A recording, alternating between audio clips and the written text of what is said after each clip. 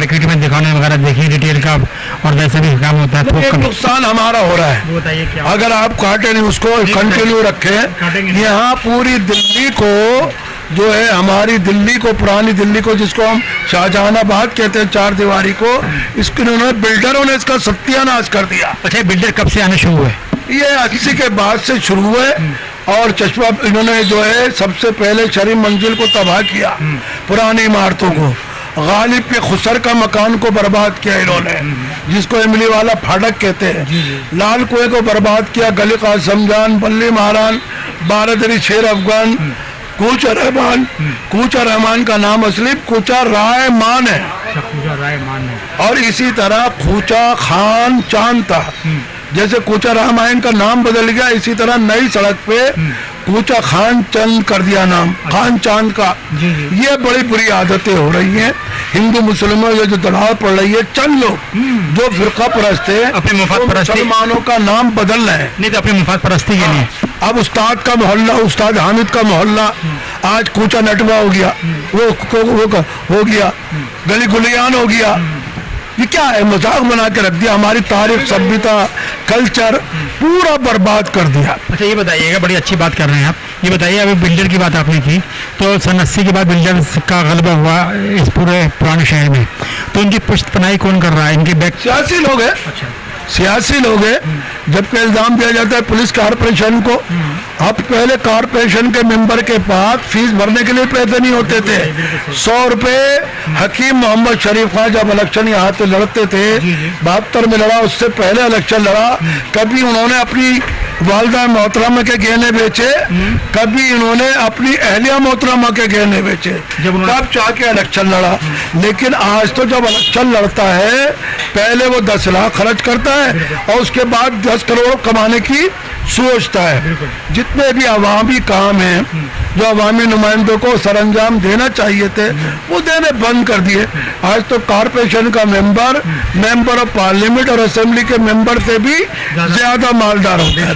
वो पार्टी से कहता है मुझे लोकसभा का टिकट दे दो, असेंबली का ना दो, मुझे कारपोरेशन का जीती हुई सीट का टिकट दे दो। बिल्कुल सही बात। और बाहरी लोग आते हैं, इलेक्शन लड़ते हैं और पैसे कमा के चले जाते हैं, लेकिन उनको आवाम के मसाइल से कोई दिलचस्पी नहीं है। बिल्कुल भी नहीं है। आप देखिए ना, मैंने अभी आपको बताया हकीम अजमल खां के मकान की क्या हालत हो गई, इमली वाले फाटक में, क्या अल्लाह भला करे, हकीम अब्दुल हमीद का, उन्होंने इन जगहों को महफूज रखा। कहीं राबिया प्राइमरी स्कूल बना दिया, कहीं राबिया नर्सरी स्कूल बना दिया, कहीं राबिया ट्रेनिंग सेंटर बना दिया, कहीं उन्होंने Rabia girls senior secondary school बना दिया, कहीं हकीमों को बिठा के उन जगहों को महफूज कर लिया। अब बड़े कितने दुख की बात है, ये कदीम हमारे यहाँ दवाखाने हुआ करते थे, सब बंद हो गए। हिकमती दवाखाना, हमारे यहाँ हकीम जकी अहमद का दवाखाना, बरकी दवाखाना, और लाल कुएं पे हमदम दवाखाना, शमा दवाखाना, तिब्बिया दवाखाना, सब बंद कर दिया इन बिल्डरों ने। तो ये बताइएगा कि ये सारी के सारी तिब की जो जितनी भी जड़ी बूटियाँ थी और जितने हकीम थे, ये सब अल्लाह को प्यारे हो चुके हैं। आखिरी हकीम बचे थे जिन्होंने हमने दीदार किया, आका हकीम, जिनको हम हकीम आखिल कहा करते थे। कहाँ पढ़ते साहब वो? ये कटरा आलम बेग के अंदर। अच्छा। और उनकी औलाद बाहर चली गई, पोते नवासे वगैरह, और वो सारा बिल्डरों ने उसको बेच के होटल्स बना दिए, गेस्ट हाउस बना दिए, बेकरियां बना दी। अब ये बड़े दुख की बात है। आखिरी निशानी शरीफ मंजिल में, जहाँ मोतीलाल नेहरू, सरोजी नायडू, गांधी जी और सरदार पटेल वगैरह, आन के मौलाना आज़ाद, सबसे बड़े हमारे फख्र की बात है, रफ़ी अहमद क़िदवाई, मौलाना आज़ाद जिसको जान के बैठते थे, जो जहाँ दो बैठकों दौर चलता था, हमें खुशी होती थी।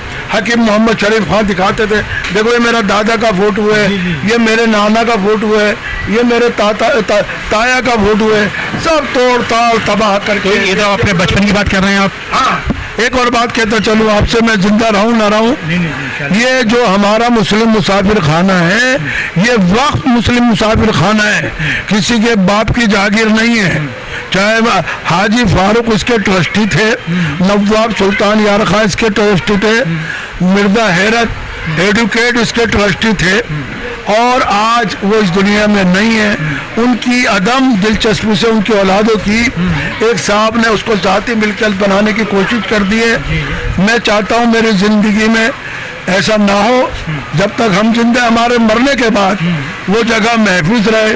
اس لیے یہ باتیں میں آپ کے روبرو کہہ کر اس کو محفوظ کر رہا ہوں. تو عظیم صاحب یہ بتائیے گا شیخ صاحب کہ اس وقت صورتحال کیا ہے مسافر خانے کی؟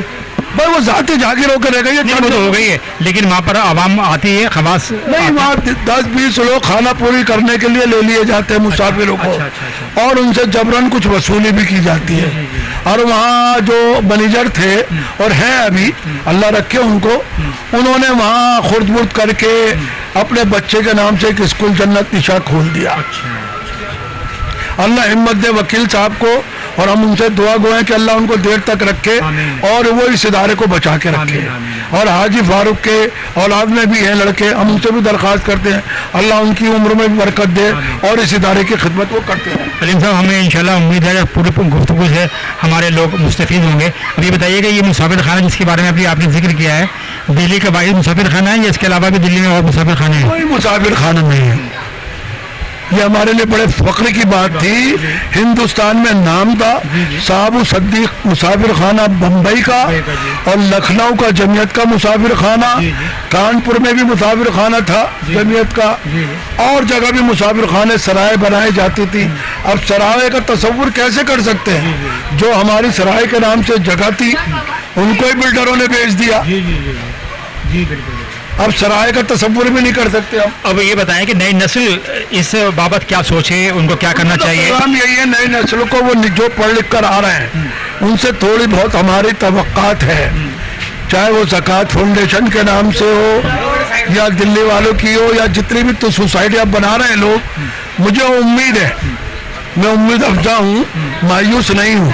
نئی نسل میں 80 کے بعد ایک نیا جوش پیدا ہوا ہے اور ہم امید کر سکتے ہیں. لیکن ان کے ساتھ کچھ پرانے شکاری ہیں جو خرد برد کرتے ہیں. اللہ ان کی نظروں سے ان اداروں کو جو نوجوان لڑکے چلا رہے ہیں وہ محفوظ رکھے، اللہ محفوظ رکھے. اچھا یہ بتائیے گا کہ جو شکاری جو لوگ ہیں، مفاد پرست جو لوگ ہیں، ان کے چنگل میں یہ لوگ نہ آئیں.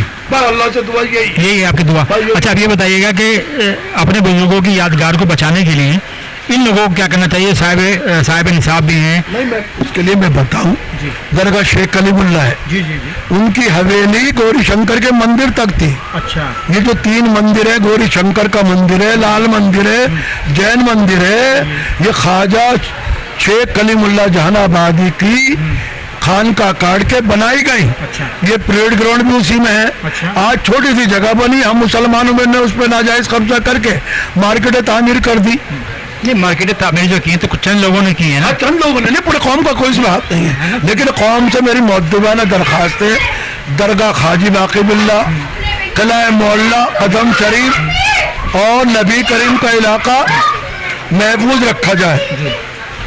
اور اگر ہم نے ان کو بچا لیا، رضیہ سلطان کا مقبرہ اور محل، خواجہ قطب الدین بختیار کاکی کی درگاہ، محبوب الہی کی درگاہ، روشن چراغ، میں کس کس کے نام لوں، خدا نما، رسول نما، اور اولیاء اللہ کی جگہ، عاشق اللہ.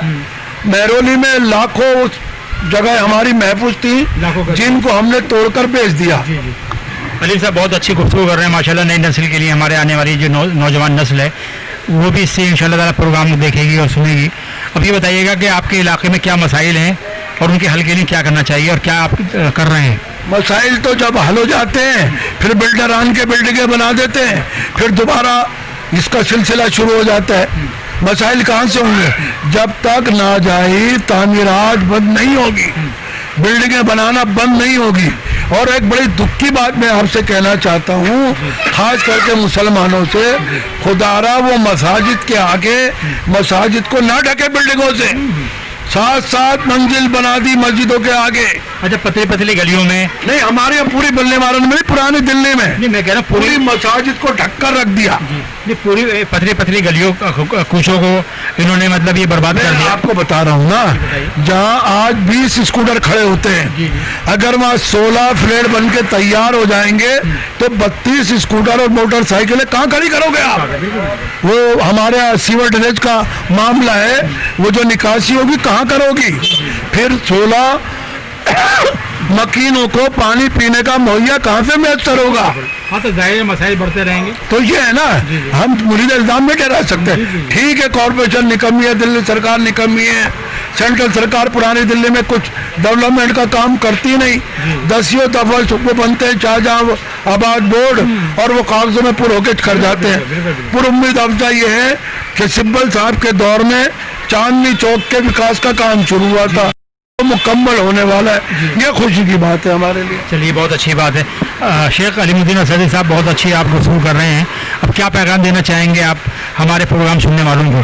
भाई 10 न्यूज़ को मैं शुक्रिया अदा करता हूँ, उन्होंने इतना वक्त इतनी मेरी गुफ्तगू सुनी और मैं समझता हूँ गालिबन ये यूट्यूब पे जाएगी, जब यूट्यूब पे देखेंगे इसके तासरात आएंगे तो आपको पता लगेगी जो मैंने गुफ्तगू की है वो आपके लिए ज़ाया नहीं जाएगी, इंशाल्लाह वो कामयाब रहेगी और आपको इससे TRP मिलेगी।